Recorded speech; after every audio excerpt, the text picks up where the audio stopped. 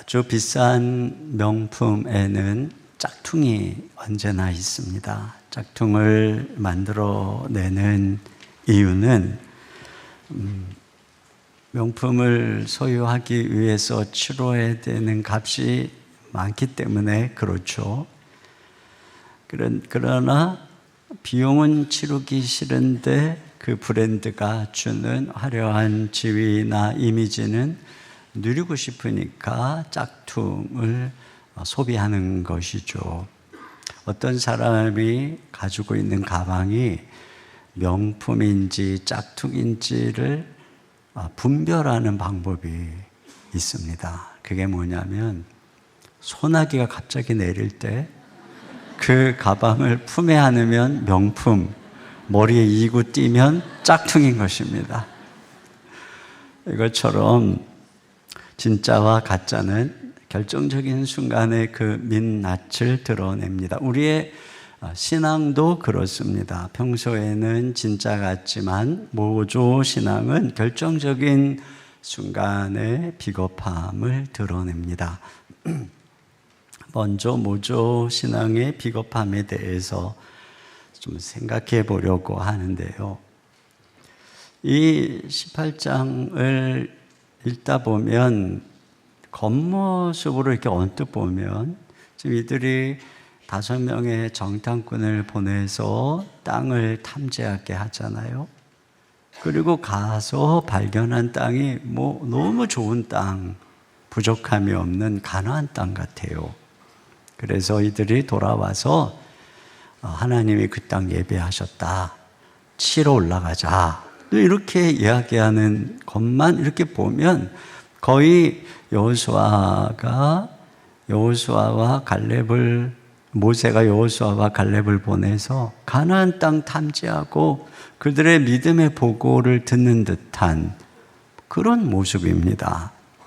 그런데 내면을 들여다보면 전혀 달라요. 왜냐하면 지금 단지파가 어떤 상황인가가 1절에 나오죠. 우리 같이 한번 읽어보겠습니다. 시작.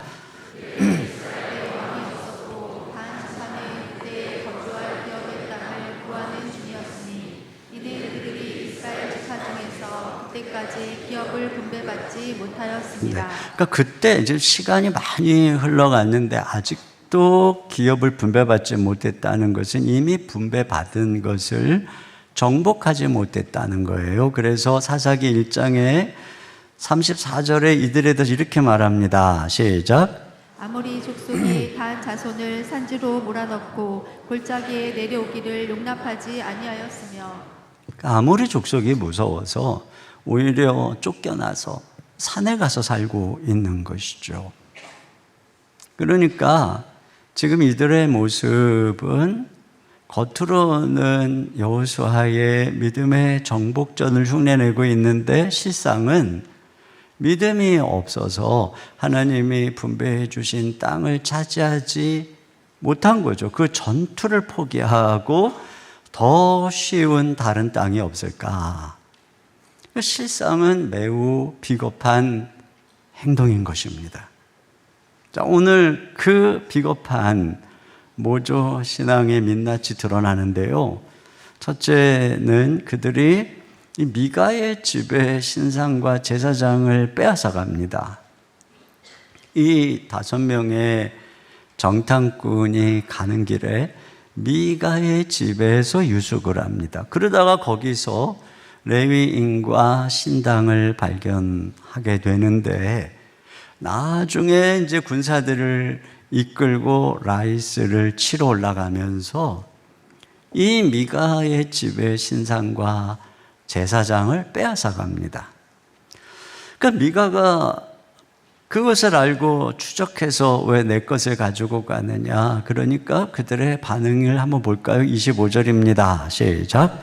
단 자손이 그에게 이르되 내 목소리를 우리에게 들리게 하지 말라. 노한 자들이 너희를 쳐서 내 생명과 내 가족의 생명을 잃게 할까 하노라 하고. 네, 완전히 협박을 하고 있어요. 그러니까 이들을 한번 생각해 보면 하나님이 부르신 싸움에 대해서는 아모리 족속이 겁이 나서 물러나면서 만만한 동족에 대해서는 위협하고 약탈을 하고 있는 것입니다. 더군다나 자기들을 재워주기까지 하곤 은혜를 지금 약탈로 갚고 있는 비열한 모습이죠. 파울로 프레이리라고 하는 분의 페다고지라고 하는 책에서 그분이 수평 폭력이라고 하는 말을 했습니다. 자기를 억압하는 권력과 맞서 싸울 힘과 용기가 부족할 때 그 분노의 방향이 나를 억압하는 대상이 아닌 옆으로 수평으로 향한다는 것입니다. 예를 들어서 직장에서 윗사람에게 억눌린 분노를 만만한 동료나 아랫사람에게 시비를 붙는 것이죠. 세상에서 억눌린 분노와 스트레스를 만만한 교회에서나 가정에서 약한 자들에게 쏟아부으면서 가짜 승리감을 얻는 현상을 가리킵니다. 근데 지금 단지파가 꼭 그와 같은 거예요. 또 모조 신앙의 민낯은 그들의 라이스 정복에서 절정에 달하는데요. 이 지금 그들이 정복하려는 라이스가 어디 있는가를 지도를 보시면은 저 지도에 좀 밑에 그 약간 푸른색 있는 쪽에 거기 단지파라고 쓰여져 있죠. 여기서부터 선발대가 지금 그 빨간 화살표를 따라서 에브라임 산지 미가의 집에 유숙하다가 쭉 올라가서 저 위에 단이라고 되어 있습니다. 이곳은 납달리, 아셀, 므낫세 지파가 최북단이에요. 거기가 이렇게 경계입니다, 이스라엘. 그 경계 넘어 거기에 라이스, 이걸 이제 나중에 단이라고 이름을 지은 곳입니다. 오늘 크게 보면 하나님의 약속한 땅은 뭐 그 위에 시돈으로부터 저 아래까지 엄청납니다만 여호수아가 이 시대에 분배한 영토에는 포함되지 않은 이방인의 땅입니다. 더군다나 지금 단지파가 있는 곳하고는 멀잖아요. 여호수아서에는 이 부분을 단지파의 영토 확장으로 소개를 합니다만 이 사사기에서는 아주 묘한 뉘앙스로 기록을 하고 있어요.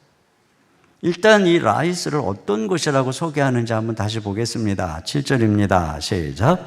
이에 5 사람이 떠나 라이스에 이르러 거기 있는 백성을 본즉 염려 없이 거주하며 시돈 사람들이 사는 것처럼 평온하며 안전하니 그 땅에는 부족한 것이 없으며 부를 누리며 시돈 사람들과 거리가 멀고 어떤 사람과도 상종하지 아니함이라. 네, 이들은 누가 도울 사람도 없는 아주 외진 곳에 있을 뿐 아니라 염려도 없고 평화롭게 살아가는 사람들입니다. 여러분, 보통 이스라엘의 가나안 정복전은 우상으로 타락한 그들을 심판하는 여호와의 전쟁의 성격을 가지고 있습니다. 그런데 지금 이들에 대해서 성경은 어떤 타락하고 우상숭배 이런 언급이 없어요. 오히려 그런 도시들과 거리를 두고 조용히 평화롭게 살아가는 마을이라고 하죠.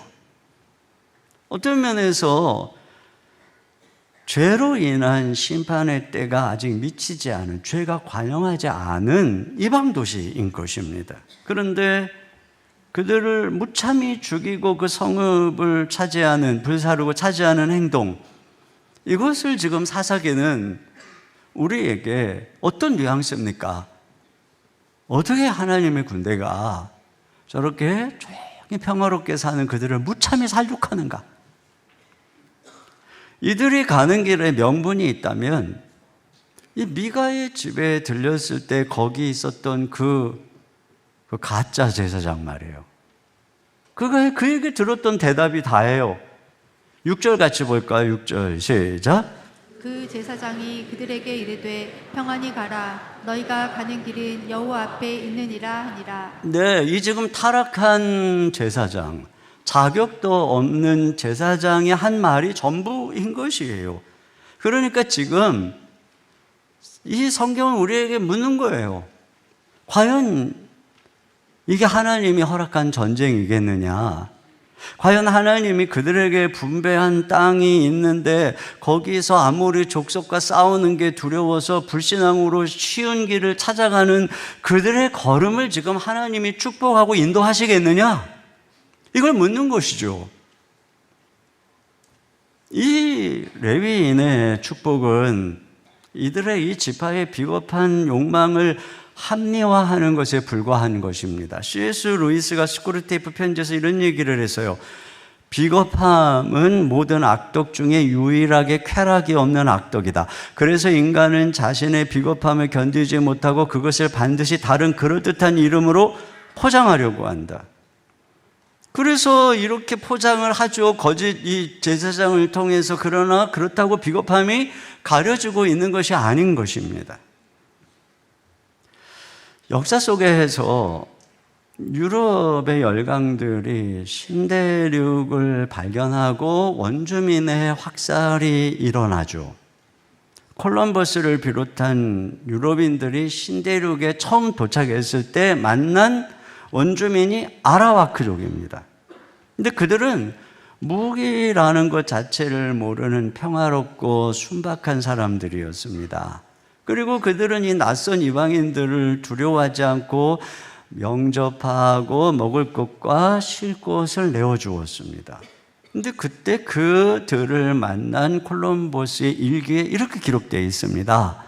그들은 무기라는 것을 갖고 있지도 않고 알지도 못했다. 내가 그들에게 칼을 보여주자 그들은 무지하여 칼날을 쥐었다가 손을 베기도 했다. 그들에게는 철이 없었다.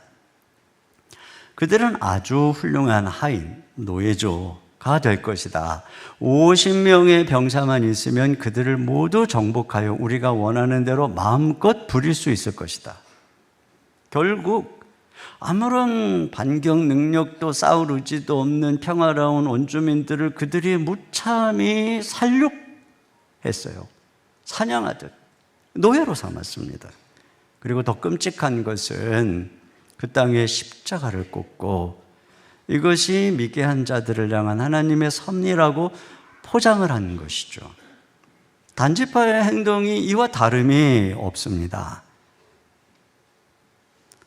이렇게 포장을 하지만 오늘 성경은 냉정하게 고발하고 그들의 모조 신앙의 비겁함을 고발하는 것이죠. 성경이 말하는 신앙의 용기는 이런 것이 아닙니다. 요한계시록 5장에 보면 예수님을 유다 지파의 사자, 동물의 제왕인 라이언, 사자라고 표현하는데 요한이 그분을 바라보았더니 그분이 일찍 죽임당한 어린 양과 같더라. 이렇게 말합니다. 주님은 가장 용맹한 사자로서 죄와 마귀와 사망에 대해서 목숨을 걸고 싸워 이기셨지만 연약한 우리를 향해서는 자신을 찢어서 내어주신 평화로운 어린 양이셨습니다. 참된 용기는 강자에게 약하고 약자에게 강한 것이 아니죠. 모조 신앙이 만만한 라이스를 찾아갈 때 참된 신앙은 주님과 함께 십자가를 지고 갈보리로 가는 것입니다. 여러분, 그런 면에서 우리가 이런 비겁함을 벗어버리려면 이 땅에서 우리에게 주어진 싸움을 믿음으로 싸워야 됩니다. 여러분, 만약에 단지파가 자기 주어진 땅에서 아모리 족속을 맞서서 믿음으로 걸어갔다면 하나님이 함께 하셨을 것이고 그 땅을 얻었을 것이란 말이에요. 그렇다면 단지파가 역사 속에 이렇게 비굴한 행동을 했겠습니까?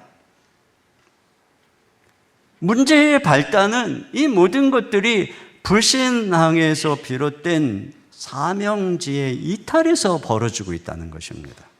요즘에 베스트셀러로 읽히는 완벽한 원시인이라고 하는 책이 있는데 그 책에서 저자가 보더콜리라는 이렇게 양떼를 지키는 개에 대해서 이야기합니다. 늘 벌판에서 막 뛰어야 되는 보더콜리가 하루 종일 아파트 안에 갇혀 있다 보니까 소파를 물어뜯고 에너지가 엉뚱한 것을 파괴하고 있다는 것입니다. 그런데 자기가 이 보더콜리를 하루에 30분씩 매일 운동장을 뛰게 했더니 보더콜리가 더 이상 소파를 물어뜯지 않더라. 그 얘기를 하면서 사실 이 책의 핵심 내용은 그래서 우리가 그렇게 보더콜리처럼 매일 뛰어야 된다, 이 얘기를 하는 거예요. 그런데 영적으로도 똑같아요. 영적으로도 우리가 주님이 주신 십자가를 지고 사명의 길을 걸어가면 착하게 살라고 하지 않아도, 미워하지 말라고 하지 않아도 쓸데없이 주변 사람 괴롭히지 않는다는 것입니다. 세상에서는 타협하지 않는 강인한 투사로, 교회와 가정에서는 자신을 내어주는 따뜻한 어린 양으로 살아가게 된다는 것이죠. 두 번째, 여기서 주목하게 되는 것은 사유화된 신앙의 비극입니다. 여기서 보면 이 신상과 제사장을 빼앗고 빼앗기는 내용이 나오는데요. 물론 성경에 보면은 이 외적들이, 이방인들이 쳐들어와서 성전을 불사르고 성전 기물과 제사장들을 사로잡아 가기도 하고 또 법궤를 빼앗아 가기도 합니다. 그러나 같은 백성끼리 신상을 빼앗고 제사장을 빼앗는다는 것은 이스라엘 나라에서는 진짜 낯설고 기괴한 일입니다. 왜냐하면 이스라엘에서 이 성소, 성전, 기물, 제사장은 다 하나님께 속한 것이지 어떤 특정한 개인의 소유물이 아니에요. 공동체 전체에 속한 것입니다. 그러니까 그것들은 누구에게 빼앗기거나 또는 누구에게 독점될 수가 없는 것이에요. 그런데 문제의 발단은 이처럼 사유화할 수 없는 것을 사유화하는 데서 생긴 것이죠. 이미 우리가 지난주에 본 것처럼 미가의 집안에서 신상을 만들고 에봇과 드라빔을 만들고 돈을 주고 이 레위인 청년을 제사장으로 고용한 것입니다. 그리고 하나님을 자기 집안의 수호신으로 삼고 재산처럼 사유화한 것입니다. 이처럼 공적인 것을 누군가가 사유화하기 시작하면은 누군가는 그것을 탐내고 욕망하기 시작합니다. 결국은 단지파처럼 더 힘이 있는 존재가 나타나서 빼앗아가 버리는 것이죠.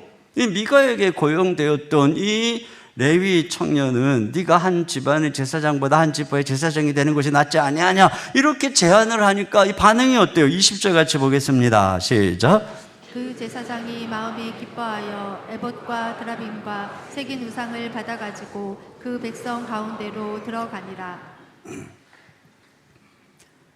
이거 완전히 하나님의 종으로서 자존심도 사명도 다 팔아버리고 자기를 더 나은 대우에 팔아버린 것입니다. 여러분, 이와 같이 사유화할 수 없는 것을 또는 해서도 안 되는 하나님을 사유화하는 것은 이게 먼 이 당시에 이 이상한 얘기가 아니라 오늘날 우리에게도 비일비재하게 일어나고 있는 일입니다. 우리가 무의식 중에 교회를 하나님의 백성들의 공동체로 바라보기보다 어느덧 나와 마음이 맞는 사람들의 모임이나 내 위로를 받는 모임으로 생각하는 건 역시 사유화입니다. 나와 친한 사람끼리만 모이고 목회자의 관심도 독차지하려는 것도 사유화입니다. 더 나은 대우의 특정 성도의 가정 제사장을 자처하는 목회자도 여기 병든 레위 청년과 별 다르지 않은 것이죠. 이와 같이 누군가가 교회를 사유화하면 그걸 부러워하고 욕망하는 누군가가 생기고 그가 힘이 있으면 빼앗기고 그러면 상처를 받는 것입니다.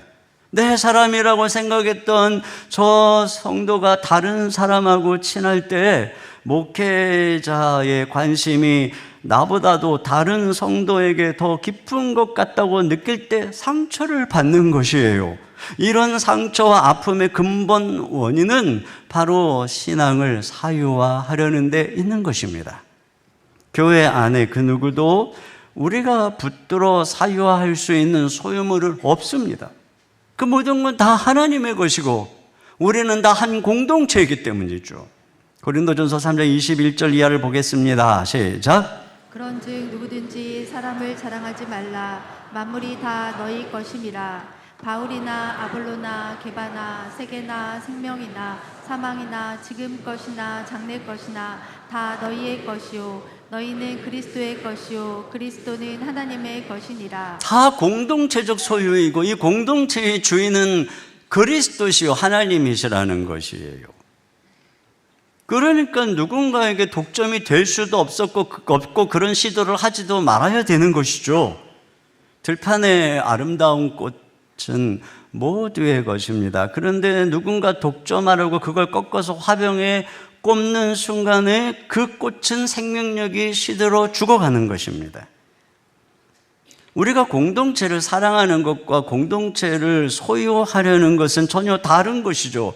공동체를 나만의 것으로 독점하려는 순간부터 공동체는 병이 들게 되는 것이고 우리는 그것을 빼앗기게 되는 것입니다. 오늘날 교회끼리 경쟁하고 비교하는 것도 교회의 사유화의 모습입니다. 서로의 규모, 영향력, 목회자의 유명세를 두고 경쟁하는 순간 교회는 누군가에게 사유화된 것이에요. 교회가 참으로 하나님의 것이라면 교회들은 서로 연합하겠죠. 그러나 교회를 내 것으로 삼는다면 그들은 서로 비교하고 경쟁하지 않겠습니까? 하나님은 각 교회의 그 지역과 그 시대에 맞는 고유한 은사와 사명을 주셨습니다. 그렇기 때문에 우리 서로의 은사를 비교할 수 없는 것처럼 각 교회에는 애초에 서열을 매기거나 우월감을 가지거나 하는 경쟁 구도가 성립될 수 없는 하나님 나라의 한 몸인 것이고 우리는 연합해서 거대한 하나님 나라의 한 몸을 나라를 이루어가는 것입니다. 이 오늘 본문이 보여주는 더 큰 비극은 이러한 신앙의 사유화가 한 개인의 문제로 끝난 것이 아니라 한 지파 전체의 문제로 번져서 그 지파를 괴물처럼 만들고 이 공동체 전체가 이 사명에서 떠나게 만든다는 것입니다. 여기 라이스 백성들이 평안하고 안전하게 거주하고 어떤 사람과도 상종하지 않았다 이런 말이 나오는데 이렇게 살고 있는 그들을 좋게 보고 그 땅을 선택해서 정복하게 하는 것은 이게 단지 아이들이 정복하기 쉽겠다만이 아니에요.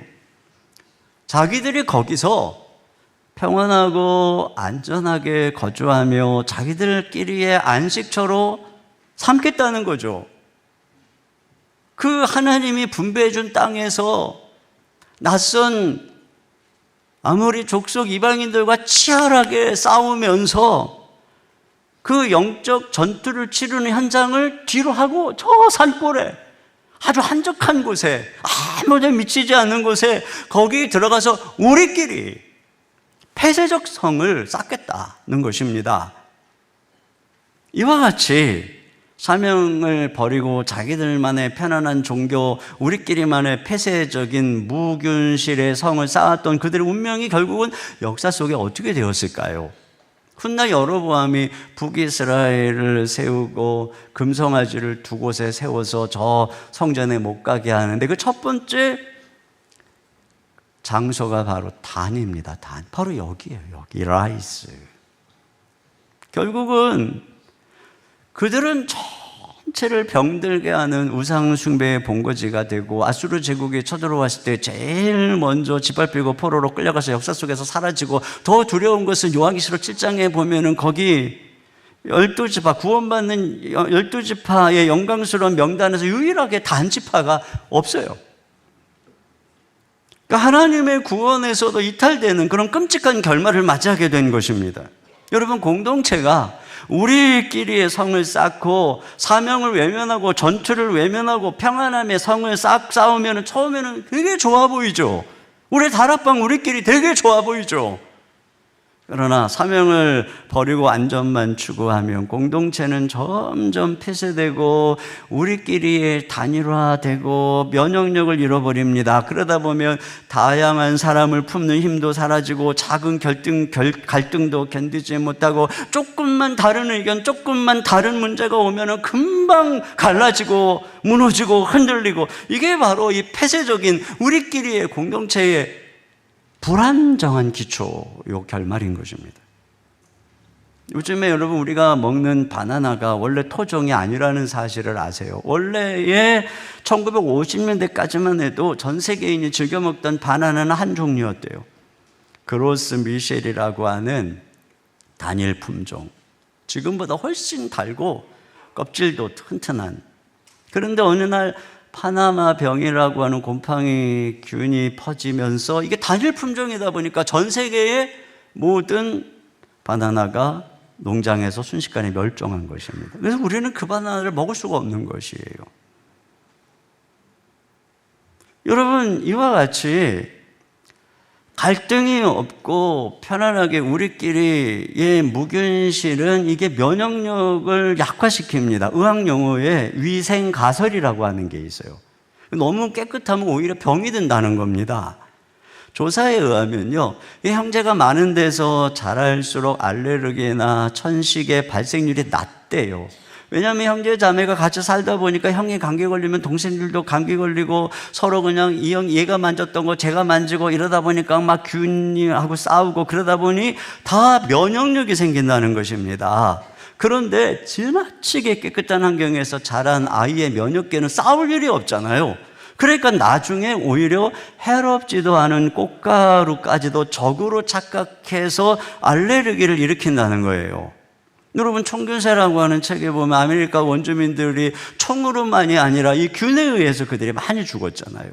사실은 입장을 바꾸려면 유럽에 있는 사람들도 이 신대륙에 가면은 새로운 균을 만날 수가 있어요. 그런데 유럽에는 도시가 형성이 되고 또 가축들도 막 키우고 이러다 보니 천연두도 지나가고 홍역도 지나가고 독감, 흑사병이 지나가면서 강력한 면역을 갖고 있었던 거예요. 그런데 신대륙은 청정지대다 보니까 그들이 이 균에 맥없이 다 쓰러지게 된 것입니다. 여러분, 교회도 마찬가지예요. 한 번도 갈등도 없고 나와 이렇게 다른 사람을 포용하지도 않고 우리랑 비슷하게 서로 마음을 맞춰주는 사람하고만 지내면 조그만 전염병 같은 데에 대해서도 문제가 생기고 적응을 못하고 깨지고 와야 되는 것입니다.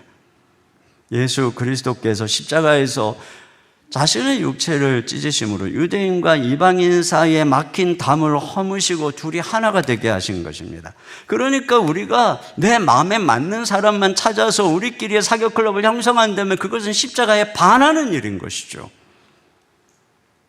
우리가 나를 위해 독점하려는 이런 자세를 버려야 됩니다. 잃어버린 영혼을 향해서 자신을 찢으신 온 세상의 구주를 바라봐야죠. 이 교회는 바로 그분의 몸인 것입니다.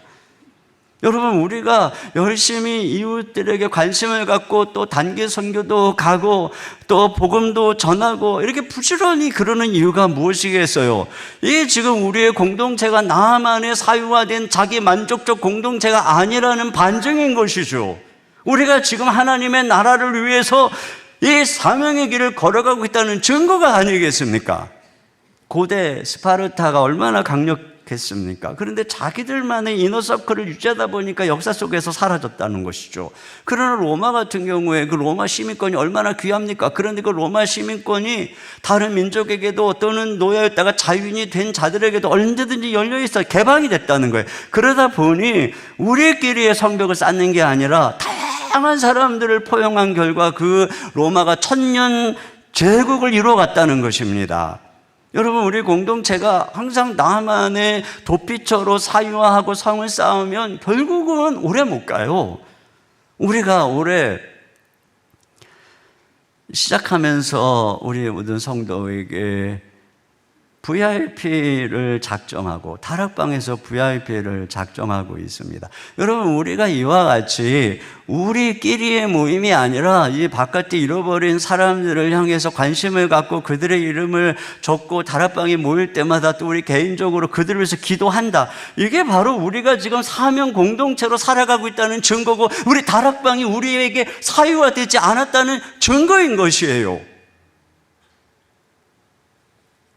이번 우리가 꼭 VIP를 마음에 품고 가을의 행복축제 때 꼭 한 영혼을 초청해서 우리에게 주신 사명을 감당하고 우리가 이 길을 걸어가야 합니다. 이게 마땅한 길이에요.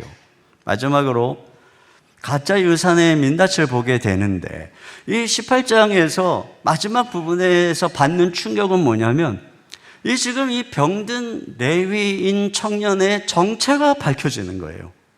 자, 그가 누구라고 하나 보세요. 자, 30절 다 같이 읽겠습니다. 시작. 단 자손이 자기들을 위하여 그 새긴 신상을 세웠고, 모세의 손자요 게르솜의 아들인 요나단과 그의 자손은 단 지파의 제사장이 되어 그 땅 백성이 사로잡히는 날까지 이르렀더라. 그러니까 이 레위 청년이 바로 모세의 손자 요나단이라는 겁니다. 모세가 누굽니까? 이스라엘을 애굽에서 구원해내고 해방시킨 민족의 영웅이며 하나님께 율법을 받아서 이스라엘 나라의 기초를 만든 사람입니다. 그런데 손자면 누구보다도 율법의 말씀을 잘 알아야 되죠.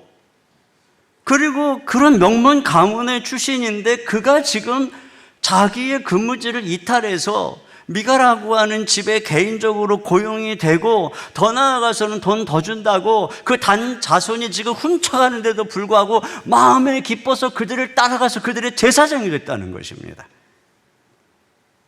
심지어 제사장은 모세가 아닌 아론의 자손들에게만 주어진 자격인 것이에요. 그런데 율법을 어기고 자기가 모세의 손자라는 화려한 경력을 내세워서 이 지파의 제사장 행세를 하는 것입니다. 단 지파가 이와 같이 비극적인 운명에 처한 것은 바로 이 잘못된 제사장 요나단의 영향이 컸던 것이에요. 지도자의 타락은 평신도보다 훨씬 더 치명적인 것입니다. 요나단은 이 지파가 잘못 가는데도 괜찮다, 그 길이 형통하다 그러면서 그들에게 면죄부를 주고 면허증을 준 것입니다. 그러니까 자기들이 잘못된 줄도 모르고 그 길을 가고 있는 것이에요. 오늘날 이런 경우들이 얼마나 많습니까? 문제는 모세로부터 겨우 3대밖에 지나지 않았어요. 지금 이 사사기는 이 삼손까지 쭉 역사를 거쳐 올라가다가 이 마지막 에필로그 부분에서 이제는 이 시대를 초월해서 이 시대의 타락한 모습을 우리에게 몇 가지 사건을 통해, 에피소드를 통해서 보여주고 있는 것입니다. 3대 만에 이런 엄청난 명문가의 손자가 자신의 사명을 팔아먹고 개인적인 밥벌이와 성공을 구하는 타락한 제사장이 돼버린 것입니다. 여기서 우리가 보는 것은 아무리 믿음의 가문이 화려한 유산을 가지고 있다 할지라도 그것이 그 개인의 후손의 믿음을 보장하지 않더라는 것이에요. 거룩한 가문이 자동적으로 그 자손들을 거룩하게 만들어주지 못한다는 것입니다. 여러분, 신앙에는 자동이체가 없다는 말이 있어요. 부모의 신앙이 자동적으로 자녀에게 이체되지 않는다는 것입니다. 하나님에게는 손자가 없다는 말이 있어요. 다 각자가 하나님 앞에서 개인적인 인격적인 신앙을 통해서 자녀들로만 쓰는 것이지 그 누구도 손자는 없어요.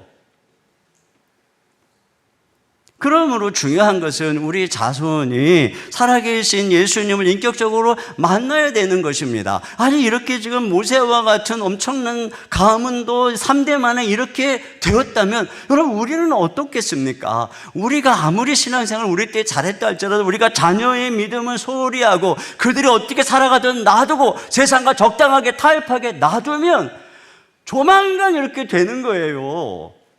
여러분, 세월을 이렇게 사시다 보면은 우리 부모님들 연세 드신 분들은 다 아는 것 같죠. 그러나 몰라요. 우리가 아는 것을 10년만 내려가도 모르고 20년 내려가면 더 몰라요. 다 몰라요. 그게 끊임없이 반복이 되는데 몰라요. 왜 몰라요? 전수가 안 되니까 몰라요. 전수를 안 시켜놓고 나만 안다고 자녀도 알 거라고 생각하는데 그렇지 않아요. 완전히 이상한 이방 족속처럼 변해가고 있는 게 이 세상입니다. 그러니까 우리가 정신을 똑바로 차리고 신앙을 자녀들에게, 다음 세대에게 열심히 전수하지 않으면 여러분, 우리도 또 이렇게 이 사사기 시대처럼 되는 거예요. 이미 그런 시대가 되었어요. 인도의 선교의 개척자 윌리엄 캐리, 선교의 아버지라고 그러죠. 이분에게는 펠릭스라고 하는 아들이 있었습니다. 아버지의 신앙을 이어받아서 펠릭스 역시 미얀마의 선교사로 파송이 되었어요. 그런데 펠릭스가 그곳에서 선교하던 중에 미얀마 주재 영국 대사 자리를 제안을 받습니다. 엄청난 부와 명예가 따르는 삶이 보장되는 자리죠. 결국 펠릭스가 선교사의 부르심을 버리고 영국 대사의 자리를 수락했어요. 사람들은 그렇게 헌신해서 선교사의 길을 가더니 하나님이 축복하셨구나, 뭐 이렇게 박수를 쳤습니다. 그런데 윌리엄 캐리는 친구에게 편지를 쓰면서 통곡을 했다고 합니다. 이렇게 편지를 썼대요. 내 아들 펠릭스가 위대한 하나님의 대사의 직분을 버리고 한낱 영국 대사로 쪼그라들고 말았습니다. 여러분, 과연 우리는 이와 같은 일로 통곡할 수 있을까요? 신앙의 유산 하나님의 나라의 사명보다 세상의 것이 훨씬 더 높아 보이는 것으로 인해서 우리가 통곡해야 되는 것입니다. 결론입니다. 여기 한 잘못된 제사장, 그로 인해서 한 가문은 물론이고 한 지파가 멸망으로 치닫게 되었어요. 그러나 여러분, 우리에게는 진정한 참된 완전한 대제사장이 계시죠. 그분이 바로 예수 그리스도이시고 우리는 오직 그분을 통해서 하나님께 나아갈 수 있습니다. 여러분, 참된 제사장이요, 우리에게 참된 길은 예수 그리스도 한 분뿐이에요.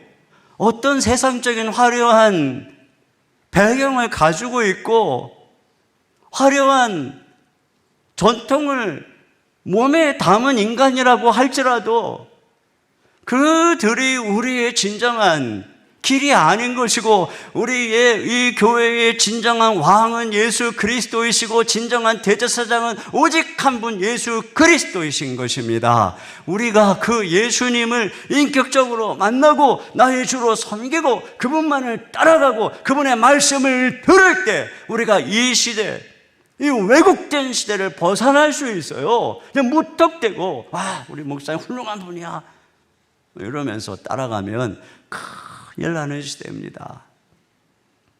저와 여러분이, 부모님과 자녀가 예수님을 온전히 우리의 주로 만나서 참된 진리의 길을 걸어가고 우리 교회가 그런 건강한 공동체로 세워지기를 주님의 이름으로 축원합니다. 우리 시간에 같이 자리에서 일어나셔서 우리 예수의 길 함께 찬양하겠습니다. 안개 속에서 아무 길도 없을 것 같은 그곳에서 우리의 손을 붙잡고 걸어가시는, 우리의 길과 진리 생명 되시는 주님, 그 예수님의 길, 우리가 그 길을 걸어가야 되겠습니다. 같이 찬양하겠습니다.